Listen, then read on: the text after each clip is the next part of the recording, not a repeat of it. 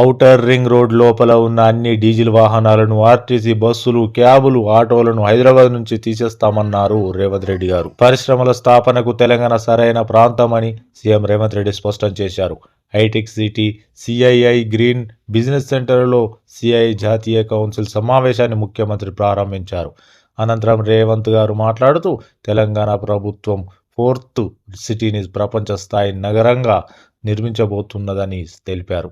తెలంగాణ రాష్ట్రంలో కాలుష్య నివారణకు 3,200 ఈవీ బస్సులు తెచ్చామని, ఈవీ వాహనాలకు రోడ్ ట్యాక్స్, రిజిస్ట్రేషన్ పనులను మినహాయించామని వెల్లడించారు. గ్రీన్ ఎనర్జీని ప్రోత్సహిస్తూ సోలార్ విద్యుత్ ఉత్పత్తిని ప్రోత్సహిస్తున్నామని, నగరంలో 55 కిలోమీటర్ల మూసీ నది పునరుజ్జీవన కార్యక్రమాన్ని చేపట్టినట్లు వివరించారు. 2050 ప్రణాళికతో మంచినీటి వసతిని కల్పిస్తామని, 360 కిలోమీటర్ల రీజనల్ రింగ్ రోడ్డు నిర్మాణం, ORR, RRR మధ్య రేడియల్ లింక్ రోడ్ల నిర్మాణం చేపడుతున్నామని పేర్కొన్నారు.